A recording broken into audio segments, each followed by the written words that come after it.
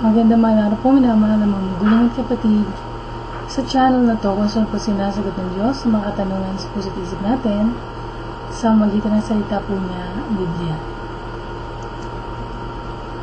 Ating pong pag-usapan ngayon, ang pag-usapan natin ay medyo controversial. Ang tanong po natin ngayon, ano ang koneksyon ng mga demonyo sa mga larawan at tributo? Kapag po sumasamba po yung mga pagano sa mga Diyos-Diyosan po nila, palagi po may kasamang imahe na tributo. Kaya, ituturing po na idolatry, pagsamba sa Diyos-Diyosan, ang paggawa, paglilingkod, at pagdarasal sa mga estatwa at larawan nina Jesucristo, Maria, at iba pang mga santo. Mabasan po natin ito sa ikalawang utos ng Diyos na binago po o inalis ng simbahang Katolika sa 10 utos. Okay, so buksan po natin ating mga banal na kasulatan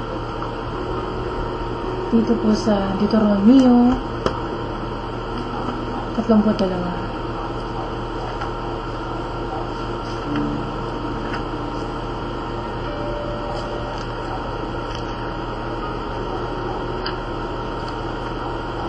Ito po yung panglimang libro ni Moises. So ito po sinasabi po dito sa talatang 16 hanggang 17. Pinagselos nila at ginalit ang Panginoon sa kanilang kasuklam-suklam ng mga Diyos.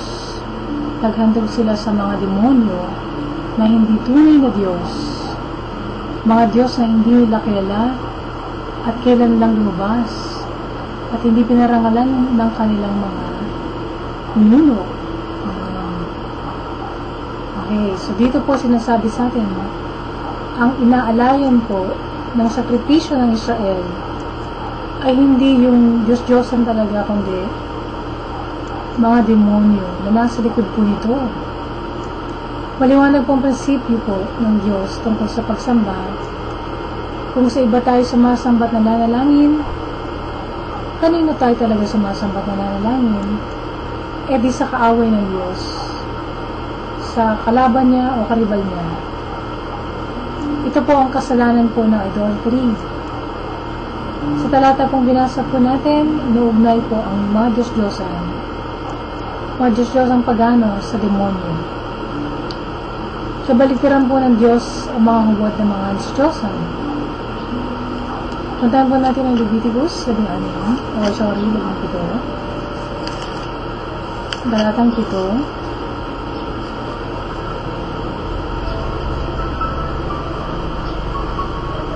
Kaya hindi na kayo dapat maghandog sa mga demonyo na mukhang kambing dahil ito ang maglalayo sa inyo sa Panginoon. Dapat ninyong sundin ang tuntunin ito, kayo at ang inyong susunod na salinlahi magpakailanman. Yan. So, maliwanag po, diba? Dito ang salita pong demonyo, ang sabi sa binasa po natin, ano po, sa English Standard Version ng Bible, mga demonyo na mukhang kambing. So, ito po yung mga Diyos-Diyosan na sinasamba po ng mga karatig na kultura ng Israel. Kita po natin ulit ang mga demonyo kinokonekta sa mga Diyos-Diyosang pagano. Tama po? Kaya hindi po tsamba na may kinalaman ang aktibidad ng mga demonyo sa mga reliyon na maraming mga Diyos-Diyosan ang niyayakap. Ang isang nilalang po na gustong magpasamba po ay ang Diablo. Makita niyo po yan sa Mateo 4. So ito po yung sitas kung saan tinokso po ating Panginoong Jesus ng Diablo. Sabi dito ng Diablo, pero sumagot si Jesus. Sinasabi sa kasulatan, hindi lang sa pagkain buhay ang tao, kundi sa bawat salita ng Diyos. So, yan ba yung unang pagtapos sa kanya, no po? Patapos po sa tinapay.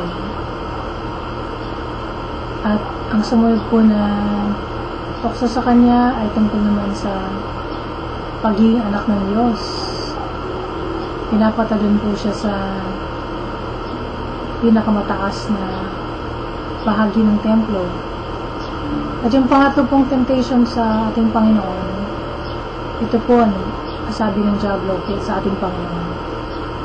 Dinala niya ang Panginoon natin sa napakataas na bundok para makita po ang lahat ng kaharian sa mundo, kayamanan at kadakilaan ng mga ito. At sinabi ng Diablo kay Jesus sa talata siyang, ang lahat ng yan ibibigay ko sa iyo kung luluhod ka sasamba sa akin. Yun. Pero sinagot siya ni Jesus, umayos ka, Satanas, sapagkat sinasabi sa kasulatan, sambahin mo ang Panginoon mong Diyos at siya lamang ang iyong paglingkuran. Yun. So, yung mga sumasamba sa mga huwad o peking mga Diyos, walang kamalay-malay na sa mga masasamang spirito o mga demonyo pala sila nagbibigay ng pagsunod at pagpipitagan.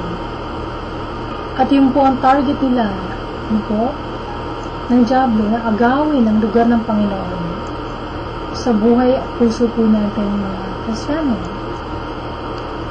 ating mga tao. So, walang kwenta po ang imahe na tributo. Yun po.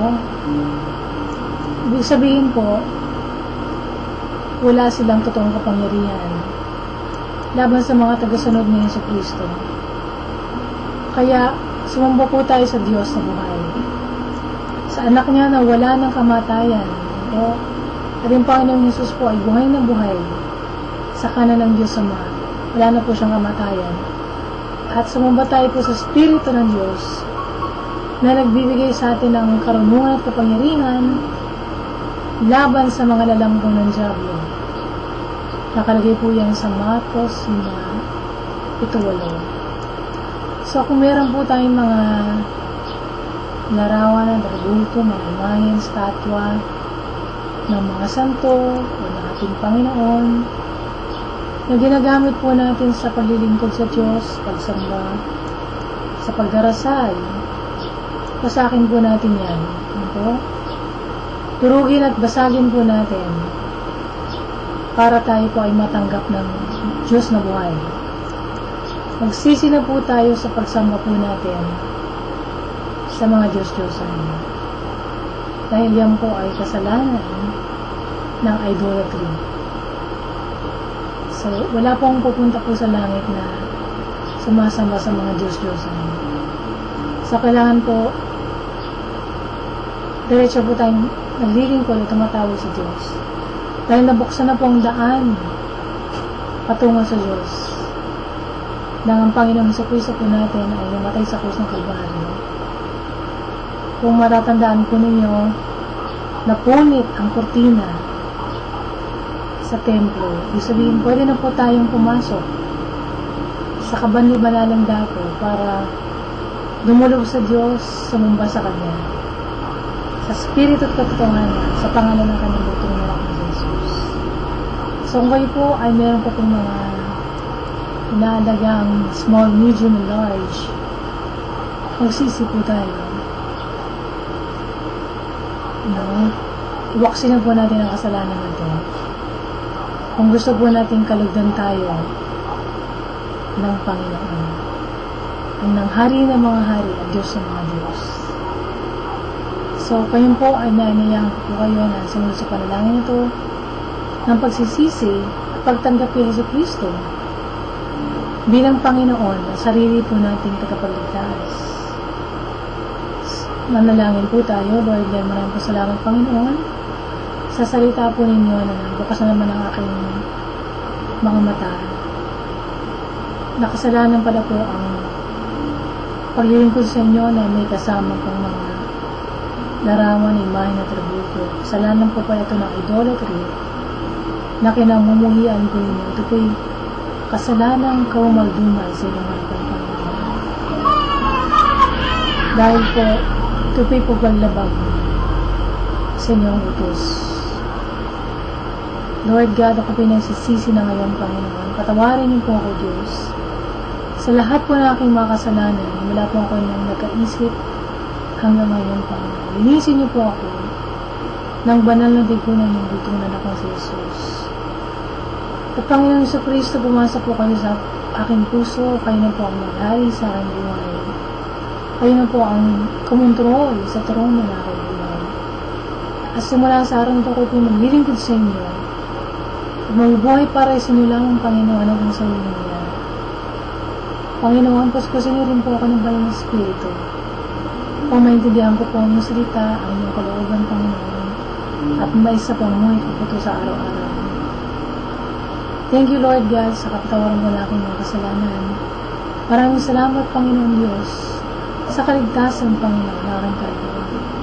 At sa buhay na walang hanggan, na binagakalob niyo sa akin dahil sumasampalataya po ako kay Jesus. Yun ang aking tagapagligtas sa Panginoon. Thank you, Lord, sa pag-ibig niyo sa akin, sa napaknan ng plano niyo ng buhay ko, Panginoon, na hindi niyo hinayaan na ako'y mapahamak, O Diyos, kundi ako po'y tinubos niyo sa aking mga kasalanan. Maraming salamat, Panginoon. Ito ang aking dalangin sa Panginoon Jesus. Amen. So kayo nanalangin niya, magsaya kayo, magtatalong kayo sa tuwa, dahil napatawad na lahat ng kasalanan niyo, kahit gaano pa kagrabe yan. So para lumago kayo, maghanap kayo ng kopya ng Biblia, magbasa kayo simula sa Gospel of John, para makilala niyo sa Jesucristo. Sumunod, maghanap kayo ng church kung saan po ang salita niyo sa pinapangaral, hindi lang po binabasa, kundi tinuturo po, hindi po salita ng tao, hindi doktrina ng tao, hindi tradisyon ng simbahan, hindi filosofiya ng mundo, kundi ang purong salita ng Diyos, walang dagdag ng bawas, mula Genesis and Revelation. At sa mula po tayo ng church na kung saan po pangalan pa ni Jesucristo lang ang dinataas. Hindi pangalan ng kung sino-sinong santo, hindi pangalan ni Mama Mary, hindi pangalan ng founder ng church na ginagawang kapantay ng anak ng Diyos, hindi po pangalan ng sekta, kundi si Jesucristo lamang. Dahil siya lang ang daan papunta sa trono ng Diyos. At sa mula gumaganap po tayo ng church na kasal ng Espiritu Santo ang kumikilos sa pagsamba nila, tumutulong sa mga tao na magbagong buhay at lumakad ng may katagumpayan sa kasalanan.